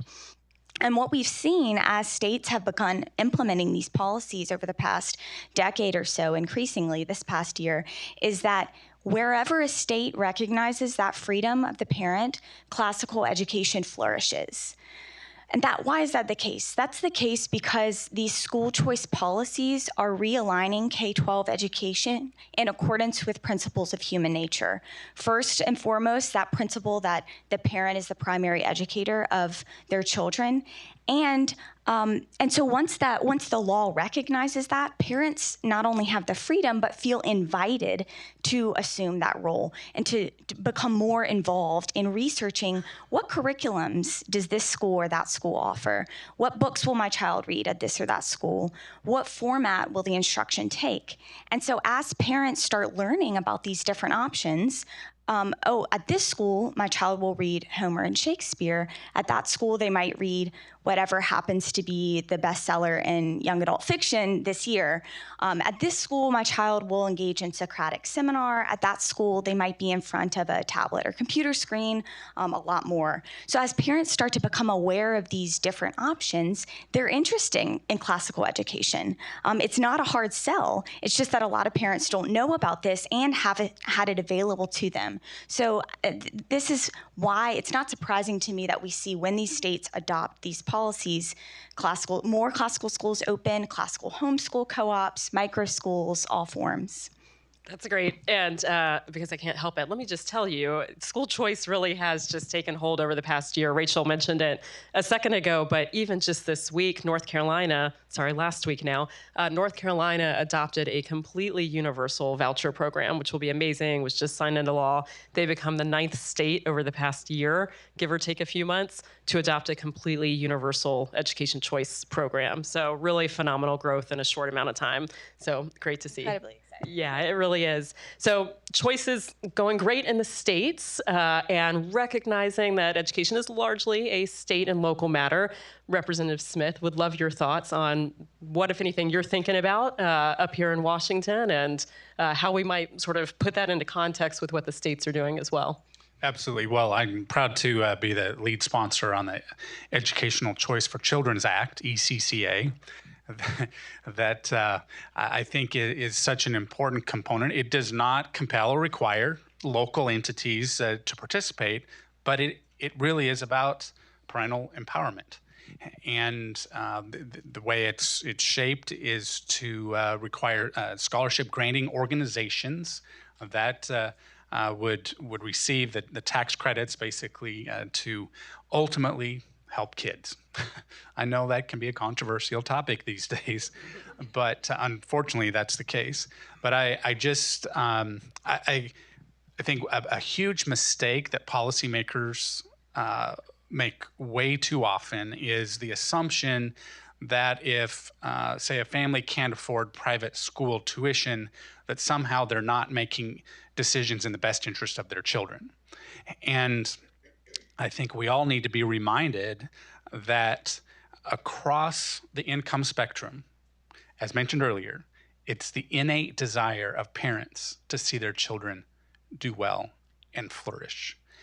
And so we constantly, in my opinion, we constantly need to be asking ourselves the question, what are we doing to empower? Now, I want to be very careful as it relates to the federal government's involvement because having come from education professionally, I never had a classroom of my own, but I'm very, in tune of, what I think needs to be done for quality education to achieve, and I might have some good ideas. That doesn't mean I put them in the form of a bill introduction in Congress to say here's what local classrooms ought to do. In fact, I think we need to step back from the federal standpoint and really empower families, empower local school boards. When you look at successful operations in the public school context, in my opinion, it's when school boards are making the right decisions involving parents and really looking at student achievement rather than just test scores, a standardized test score. You mentioned ACT, it triggers a little PTSD in my own mind. And so there's just so much that I think can be done to ultimately empower families, households, parents, and perhaps communities to be more involved. And I like to tell groups of students that their neighbors, who incidentally are taxpayers too, but that's incidental to this situation, but the neighbors whose kids are grown or maybe never had kids are cheering them on. So there are so many, points of influence who want our kids to do well. Let's make sure that the empowerment is in the right place. And so that's kind of the focus or the reason why I've become involved. This happens to be tax policy. I'm on the Ways and Means Committee, but the results, I want to see at the local level, driven by the local level, driven by parents and the education community. That incidentally, my wife and I, we have a 5.5-year-old too, and so that's a reminder to me of what's at stake for the future of our country, truly. And this discussion of school choice, just to go back to something Father Sirico said on the first panel, families having to pay twice is quite a burden. I think we tend to not think of it that way, but absent choice, you have to be able to afford both your local property taxes, which in this neighborhood are pretty high, and to also be able to pay private school tuition. And that is a tremendous burden. You shouldn't have to pay twice. So. And I might add that I represent one of the most rural districts in America. Private schools aren't really an option, but the bill that I've introduced allows, homeschooling, some curriculum expenses and ultimately, more options than just, are you going to choose between private school and public school? It's about more than that as well. Thanks. So let me throw 2 more questions to our panelists before we open it up to the audience. But Mr. Ewan, let me come back to you for a second. When Dr. Roberts kicked us off this morning, he talked about what's at stake for American education. Can you talk about, maybe from your vantage point, what you think is at stake? Why is it that with a classical education in particular, instilling an appreciation for free expression in particular is so important? Sorry, can you repeat the last? Yeah, just classical education, I think, gives students that basis to really be able to embrace freedom of expression, to really be able to have those sort of free academic inquiry, debates, the Socratic method that it enables all of that. So why is free speech in particular so important? What role do you think schools have to play in fostering that? I think we really don't know what's going to happen for the next generation, never mind the future generations. So the kids, I have 6 kids, you just have to leave it to them, what they want to do, instead of telling them what to do. So freedom is so important in every aspect, their choice of what to learn and what to follow. And classical, I think, is very important because that's the foundation. I only finished half of my speech. Japan, Korea, Taiwan, Hong Kong, and Singapore, we still have classical Chinese education, and which are very different. The student coming out from those countries, very different from mainland China, where they exercise communist education. There's no question. We have to follow tradition. And also, I mean, even though we don't have your Judeo-Christian tradition, but we have something similar. Otherwise, we can't last 3,000 years that long and with that kind of population. So there's some value in it. So I like your idea. Sorry, I'm not in the education business, but I think we should do the same in the Orient. People, I mean, graduates from Japan, Korea especially, you see how talented Korean, I mean, in making movies, and Taiwanese are doing very, very well. So there's value in it. And unfortunately, China, all they could do is copy and then I mean, this Marxism, this whole Marxism is, I mean, in the long run, they can't compete. We've seen that the economy is terrible. Yeah, thank you. No, that's great. So before I open it up to the audience, Jeremy, let me ask you, could you just maybe quickly walk us through the differences between, on a practical level, the classical learning test and the SAT and ACT? If you were to do a 2-minute crosswalk, what would that look like? Sure, yeah. The main difference is going to be source material. And so our problem with the College Board and the SAT is not just what they're putting on the test, which sometimes is just really boring, which is also problematic. They have these sensitivity committees, and the idea is that students shouldn't have to read anything that would be offensive or triggering to them. We take the opposite approach at CLT of a mark of an educated mind is the ability to read something that you don't agree with. So yeah, we actually have Darwin and Nietzsche and others on our test as well. The number one difference is going to be source material. But we're also trying to beat the College Board and ACT in terms of just a better student experience, you know? And so remotely proctored, students can even take it from home. It's a shorter test, or it was. The College Board keeps copying what we're doing. We went to 2 hours, and they went to 2 hours. So shorter tests as well, and then better, kind of more user-friendly analytics for students is the goal. I'm sorry, you said the SAT has sensitivity committees? Sensitivity committees, yeah, to make sure, you know, and look, I think this started with a good intention 25 years ago of, like, let's say a student's uncle committed suicide. You wouldn't want to have maybe a suicide on a passage or something.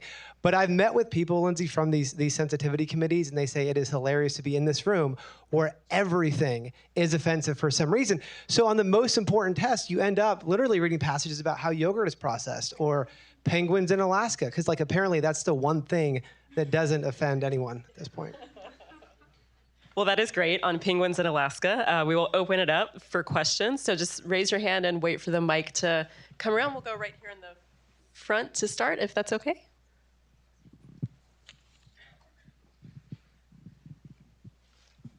Hey there. Well, thank you so much for spending the time to speak with us. I'm Jake. I work for Senator Mullen on education policy.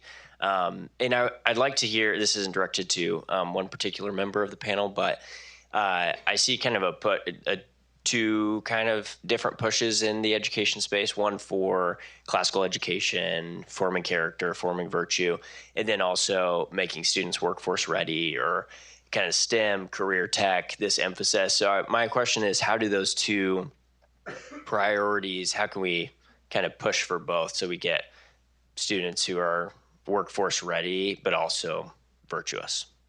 Yeah, I think if we had a dime for every time we heard college and career ready, we'd probably be pretty rich. So I don't know, Jeremy, you might be best positioned to take the first shot at that one. No, I think it does it. I mean, classical education, the best argument for classical education is just meeting these students. And one of the great joys of the CLT journey for me is just touring these schools, and I am blown away. And Michael Ortner, when he was up, he gave a testimony of hiring, I believe, the students from probably the Trinity School.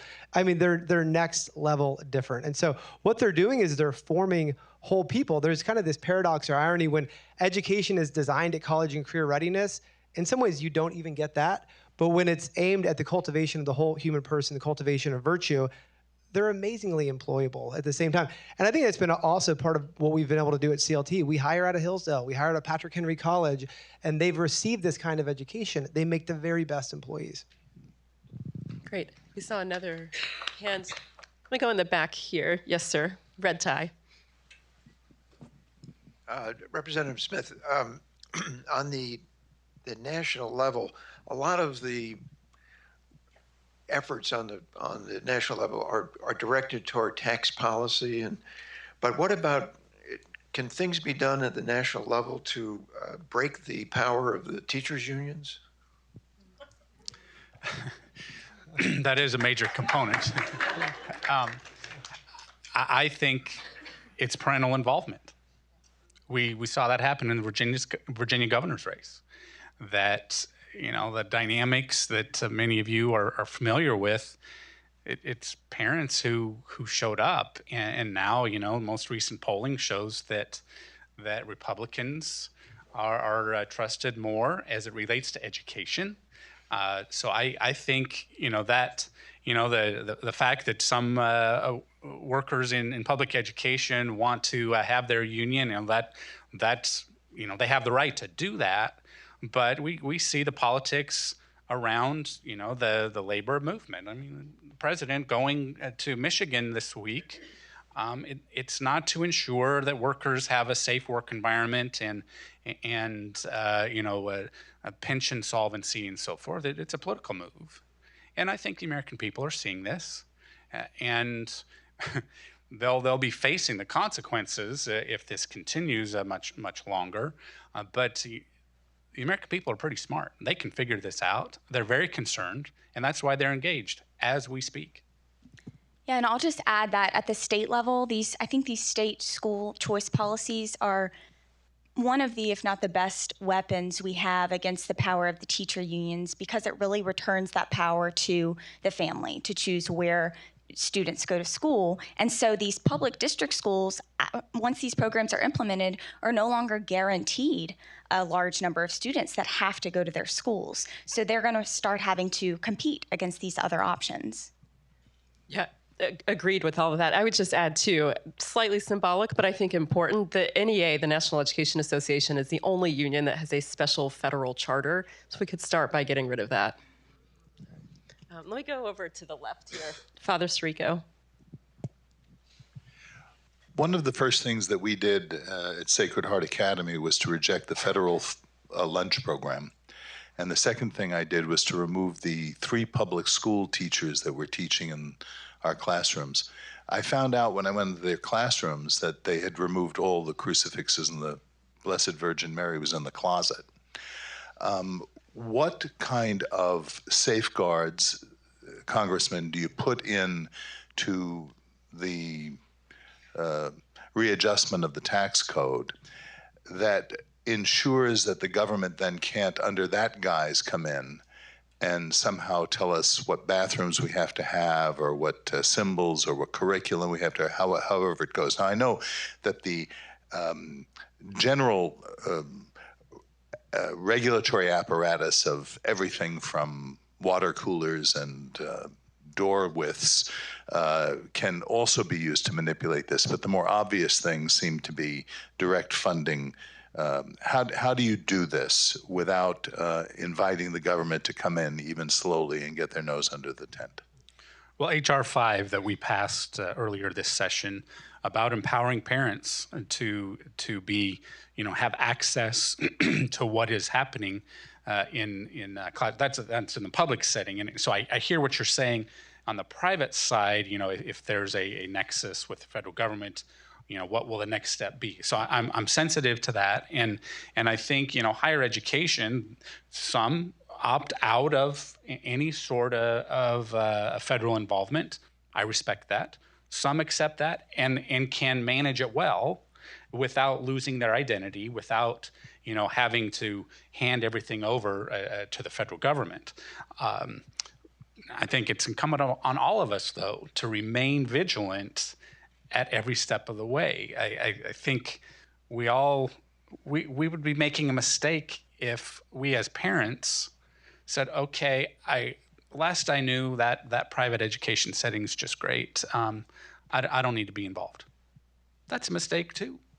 And so if we focus on constant involvement there, and a lot of the school choice options that are out there require parental participation, and that looks differently in different situations. I also am concerned that federal involvement, oftentimes well-intended, No Child Left Behind, ends up chasing good teachers out of the classroom, the public school classroom. you didn't ask about this, but I'm interjecting this, and I hope that we can. And I tell teachers this, public school teachers who come in and they don't really like federal involvement in their classroom either. And I say, stand strong on that position. Don't say, well, okay, if you just give us enough money. And so I think that circles back, though, to what, these dollars floating around. We don't want that to cause a compromise on what is good policy, what is good practice along the way. Thank you. Let me go to the back, Meg, and then Delano, I'll come to you after that.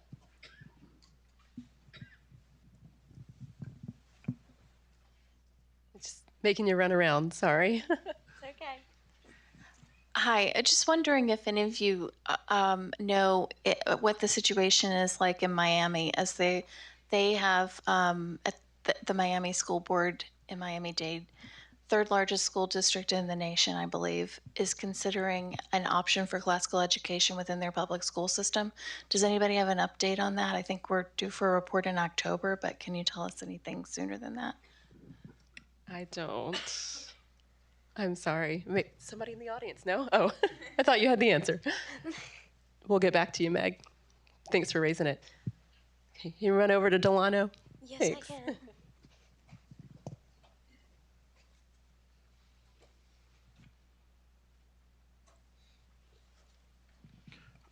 I have a two-part question, two related parts. One, how do you gird yourself against the inevitable criticisms that classical education is insufficiently diverse with respect to race and gender and sexuality and so on and so forth? And then two, for lay people, and my wife and I, we use a classical Christian homeschooling curriculum, but for the lay person, how would you define what makes a book great from a classical perspective? And how can parents who may have their child in a different type of school sort of start to source great books for their kids to begin reading?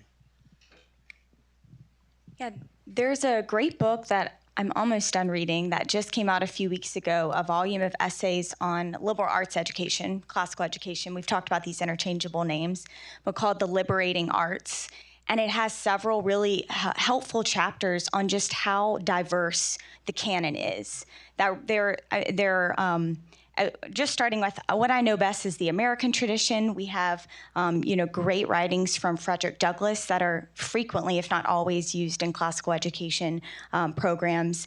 There are great Muslim authors who first read Aristotle and Plato before those texts made their way back to Christendom in the Middle Ages, Al-Farabi, and these are great resources, perhaps for more like philosophy at the high school or college level. Jane Austen is a favorite of all students of classical education. So when you really start to dig, there's a wealth of text here. There are the greats, the cornerstone greats, Homer, Aristotle, Plato, but there really is it's hard to draw a limit to how many different texts can be included in this great wealth. Jeremy, did you want to add anything to that? Just a quick comment, Delano. Such a great question. I think one is insisting that journalists who want to write about classical ed also tour at least one school. That would be helpful. And if they go to a school like Hope Academy in Minneapolis or True North in Florida, these are majority minority serving schools. And if you compare what they're doing with the local public school, it is night and day. Anybody with two eyes can see the fruit of this kind of education for all students.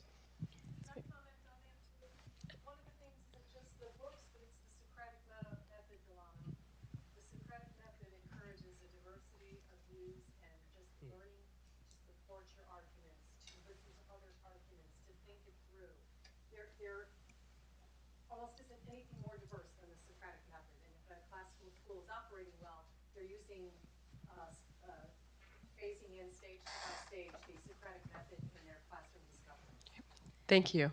Yeah. Yes, that's a great point. And then just one more point. Dr. Roberts mentioned in his opening remarks the fact that these classical schools can sort of be rooted in different traditions, different religious traditions and different cultural traditions. So I think that's also a great response to anyone who's concerned that this is too limiting or exclusive.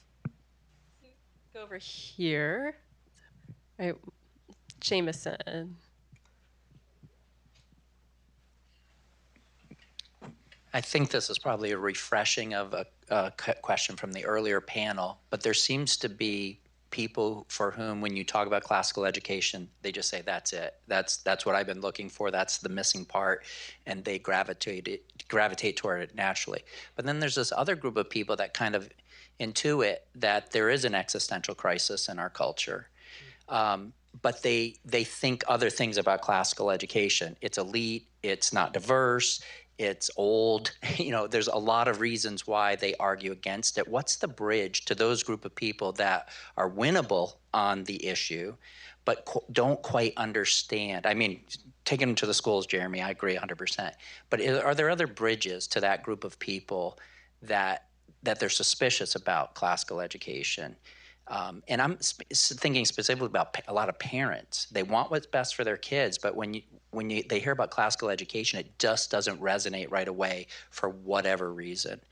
What are the bridges that we can reach those people who it's not just naturally, oh, that's the answer, that's where we should go? Sure. Maybe just one quick thought is, Jameson, this is probably the argument I've heard more than any other leveled against classical education over the years, is that it's elitist. The truth is, it is elite. It's the best kind. I mean, you can make this arguments against like a Tesla or a BMW, like it's just too good. And so it's a hard argument to respond to, because we're like, yeah, it's better. Like, that's the whole point, right? I think part of it is just that it's an unknown, and one of the real challenges and where a lot of tact is required is teachers that have given their lives to students, and then 25 years in, they're being told that this is like a fake kind of education.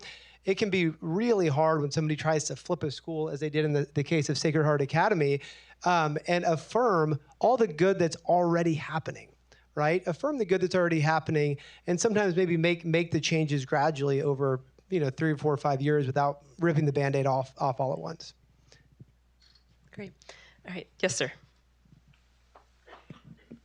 Since it was already brought up once, I'm going to put a plug in for homeschooling. And with all due respect to the congressman, don't wait for our congressman to give us money. Get out there, and he knows. And something to what Mr. Ordner said earlier, he said he felt like he was deprived of this education. One of the best things about homeschooling is that you can get an education with your kids. And to the senator's staff over here about workforce ready, those sorts of things. You have staffers on the Hill that were homeschooled classically, that went to classical colleges like New St. Andrews College or Patrick Henry College. There are 2 Supreme Court clerks right now who went to a very small private Christian university, classic Christian university, Patrick Henry College, 325 students. And they have more Supreme Court clerks than Georgetown. Sorry, Georgetown.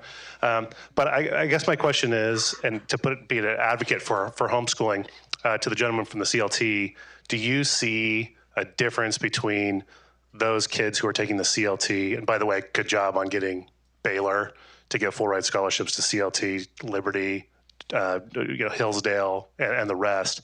Do you guys keep statistics on whether or not they've been homeschooled, classically schooled, public schooled, those sorts of things, and how do they do if you do keep statistics on those different variations? Sure.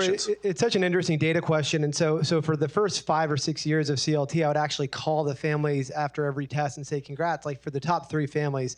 And usually it was a homeschooler, and usually it was actually an independent homeschooler. They weren't part of any organization at all. And the first student to ever get a perfect 120, he said, I didn't know there were even grades. He said all of life was learning, and learning was life. And I read because I was curious, and his parents fostered that wonder and curiosity. It was completely foreign, like even what mainstream kind of school was like. But from a data perspective, the homeschools actually cluster at 2 ends for CLT. They cluster towards the top, and also there's a lot towards the bottom as well, unfortunately. So the average score for our ACCS kind of students is higher, but some of the off-the-charts kids tend to be on the homeschool front. Fascinating. I saw a hand. Yes, ma'am, all the way in the back.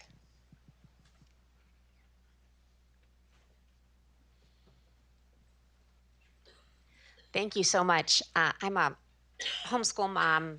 I homeschooled our 5 kids, and then we also sent them to classical school.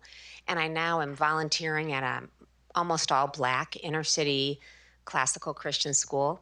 So I just had one comment and one question. And my comment was to the man who asked about diversity.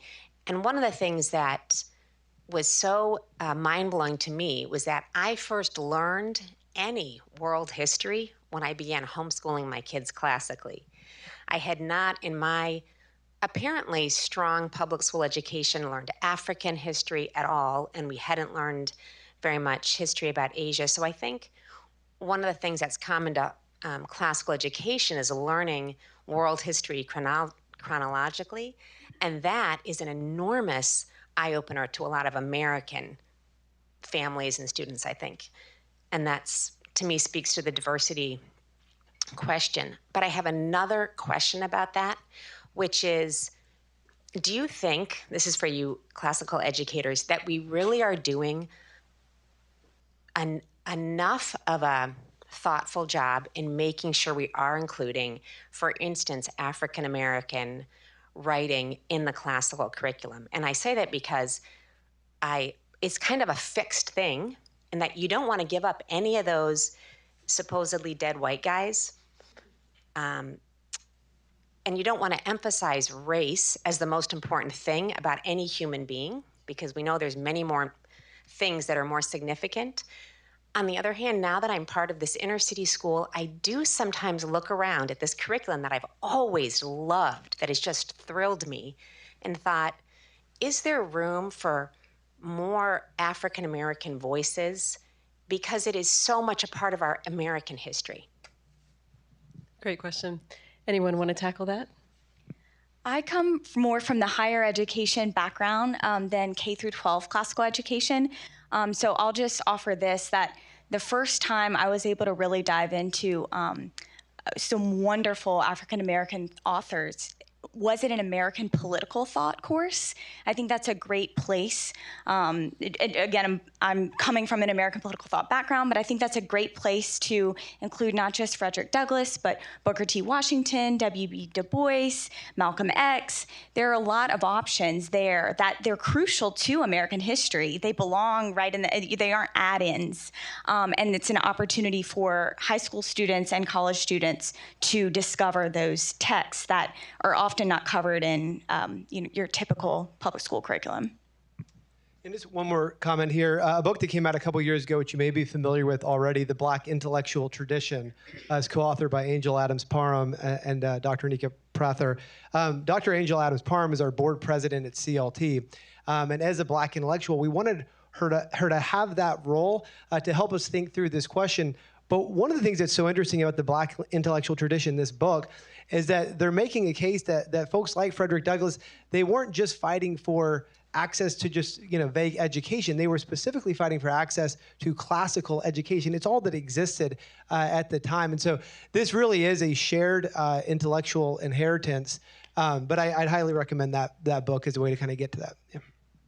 Well said. Oh, and yes. Yes. Look, could you wait for the mic? Oh, I'm sorry. Could you just wait for the mic to come around? So we're recording. I don't want to.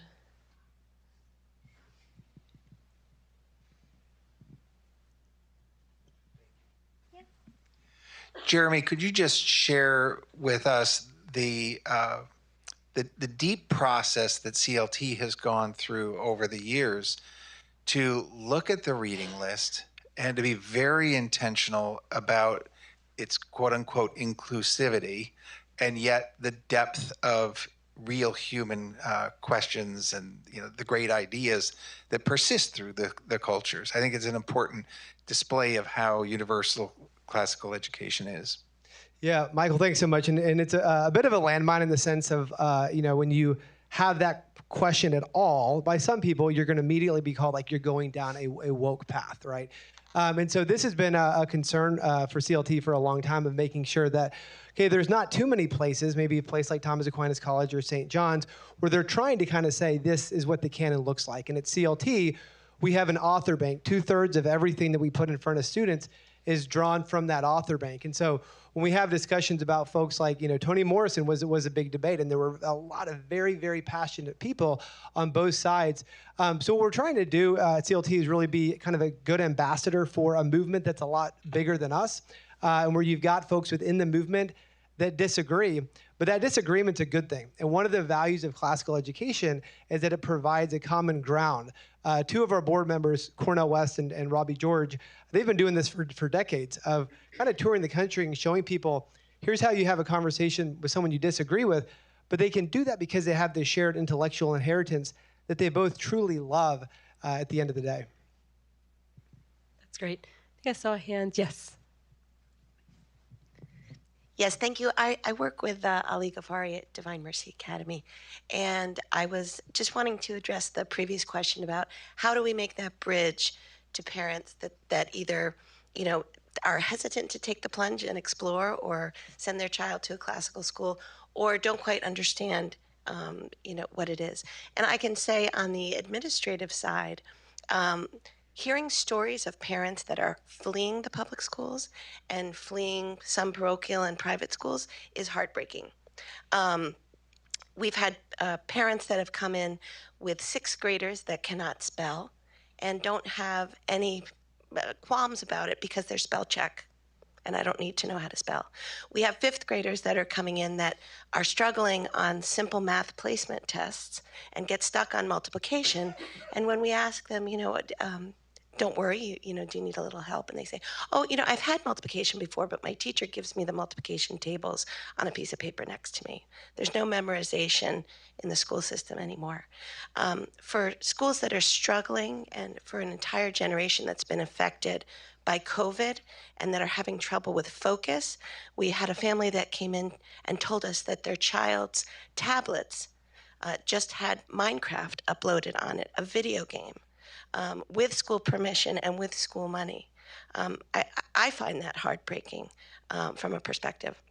But more so, I think to speak to people like Mike Ortner, who at the career level and human resource level is saying the fruits of this movement, not just in terms of an individual's ability to analyze, think out of the box, solve problems, and also have a great work ethic, have morals and ethics, show up early, stay late, complete the task. These are things I think in society that we're overlooking quite a bit. And I can perhaps refer to Ali, maybe to share from the military readiness standpoint, a personal story from the Naval Academy. Would you like to share that story?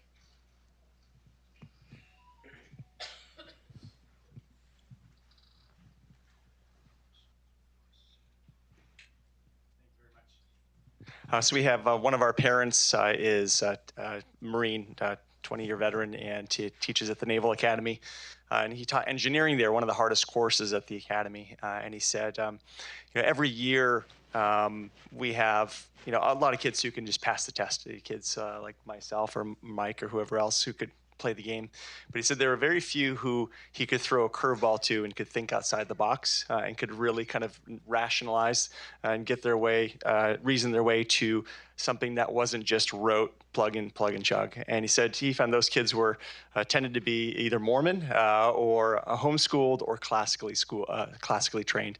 And he said that was maybe 3 in every 100 kids or so that he found. And so the critical thinking was off the charts for those kids that he found. And one other thing I would just add is the joy that's present in these schools. So Jeremy said, go into a school, and if you go into the school and you see the classroom and you see the joy in not only the students but also the faculty's faces and just the excitement, they get out of the car and they just run into school because they're so excited. That is, I think, all a parent really needs to see in order to be sold on this type of education. It's a great reminder. Time for one last question. Right there. Thank you. So I view classical education as the solution to the product problem. And I view school choice, specifically educational savings accounts, as the solution to the financing problem. As school choice grows, so we're at 10 states now, 10 out of 50, I believe, have universal school choice. And it's come on quickly. If you count Indiana, it's 97%, but close enough. Great. So, and a lot has been remarked on. It's going to take time for more and more families to start adopting and actually making use of these programs. So up until now, the public schools have been hardly impacted by school choice.